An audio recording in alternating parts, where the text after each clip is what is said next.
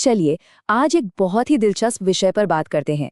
विशेषज्ञ स्नेह देसाई के नजरिए से समझते हैं कि कैसे अपने विचारों को हकीकत में बदला जा सकता है। कई बार ऐसा लगता है ना कि कोई बहुत पॉजिटिव सोच रहा है, अपनी तरफ से पूरी कोशिश कर रहा है, लेकिन उसकी इच्छाएं, उसकी बातें जैसे कहीं हवा में ही खो जाती हैं, अनसुनी रह जाती हैं। तो इसका हल क्या है? सच तो ये है कि इसका राज जोर जोर से अपनी बात दोहराना नहीं है, बल्कि उस भाषा को सीखना है जिसे ब्रह्मांड समझता है। एक खास फॉर्मूला है जो हमारे इरादों को हकीकत से मिलाता है। तो चलिए सबसे पहले उस बुनियादी समीकरण से शुरू करते हैं जिसे ज्यादातर लोग जानते ही नहीं या फिर नजरअंदाज कर देते हैं। देखिए, ये सिर्फ सोचने का खेल नहीं है। असली जादू तब होता है जब किसी के विचार, उसकी गहरी भावनाएं और उसके लगातार किए गए काम, ये तीनों चीजें एक लाइन में आ जाती हैं, तभी नतीजे मिलते हैं। इस बात को जरा समझिए, ये सोच में एक बहुत बड़ा बदलाव है। आमतौर पर हम सबूत देखकर विश्वास करते हैं, लेकिन यहाँ पहले दिल से विश्वास करना पड़ता है और फिर सबूत अपने आप सामने आने लगते हैं। लेकिन सवाल ये है कि कोई विश्वास करे तो करे कैसे, खास तौर पर तब जब मन में हर वक्त शक और हजारों तरह के विचारों का तूफान चलता रहता हो।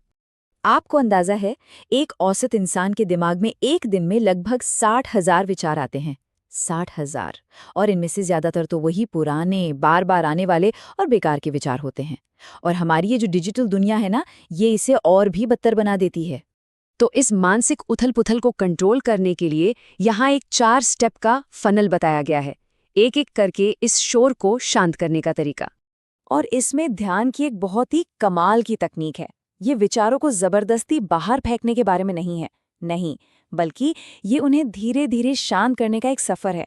पहले हजारों भटकते विचारों को किसी एक चीज पर लाना, जैसे अपनी सांस पर, और फिर उस एक विचार को भी धीरे धीरे शून्य हो जाने देना।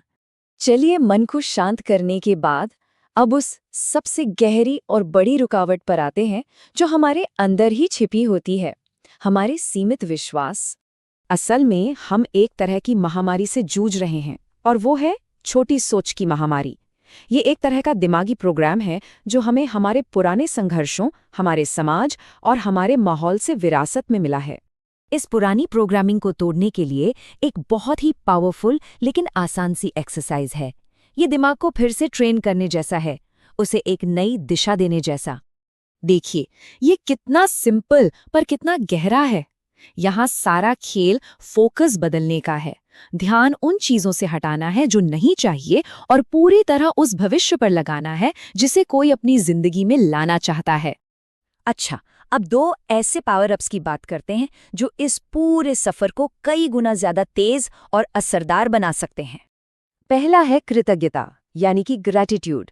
जब हम उन चीज़ों के लिए शुक्रगुजार होते हैं जो हमारे पास पहले से हैं, यहाँ तक कि अपनी चुनौतियों को भी एक अपडेट की तरह देखते हैं, तो हम अपनी तरफ और भी अच्छी चीज़ों को खींचने लगते हैं। ये वाकई चमत्कारों का एक चुंबक है। और दूसरा पावर अप है संगत।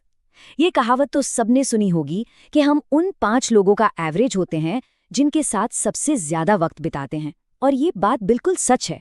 हमारा माहौल, हमारे आसपास के लोग, हमारी सोच और हमारी संभावनाओं को सीधा आकार देते हैं।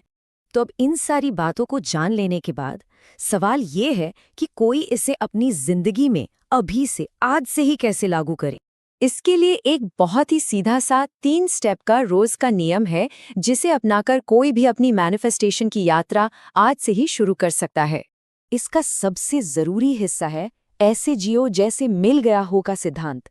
मतलब अपनी रोज की ऊर्जा, अपने काम करने का तरीका, सब कुछ अपने उस भविष्य वाले रूप के साथ अलाइन कर लेना। तो आखिर में बस यही एक सवाल है जो सबसे बड़ी सीख भी है।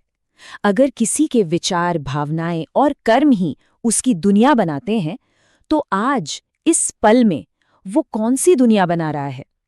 ये शक्ति हर पल हमारे अपने हाथों में है।